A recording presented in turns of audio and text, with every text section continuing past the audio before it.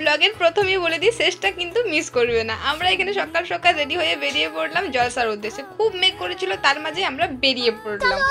খুব বৃষ্টি পড়ছিল এবং সেই মেঘে মেঘে আমরা সবাই বেরিয়ে পড়েছি জলসাইতে যাওয়ার জন্য। একটু একটু জল পড়তে পড়তে এতটাই বেড়ে গেলো যে আসার সময় আমরা আর পায়ে হেঁটে আসতে পারলাম না। শেষমেশ একটা গাড়ি করে পাঠাতে হলো, সেই গাড়িতে করে আমরা এলাম। প্রচণ্ড বৃষ্টি হয়েছে সেদিন সকালটাতে। আর এখানে বরযাত্রী যাওয়ার জন্য আমাদেরকে বিকেল বিকেলে পাঠিয়ে দেওয়া হয়েছিল সাজার জন্য। আমাদের নাকি সব থেকে বেশি লেট হয় সাজতে বুঝতে। আরে বলো একটু মেকআপ করবো না, বরযাত্রী যাচ্ছি, তার আবার মাঝে দিয়েছিল লাইনটা কেটে, সেই জন্য 1 ঘন্টা ওয়েট করো, তাহলে তো লেট হবে বলো। যাই হোক, এখানে আমাদের বরবাবু রেডি।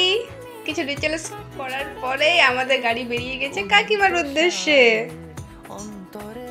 এর মধ্যে আপনি শ্বশুর ঘরে পৌঁছবেন, কিরকম লাগছে আপনার?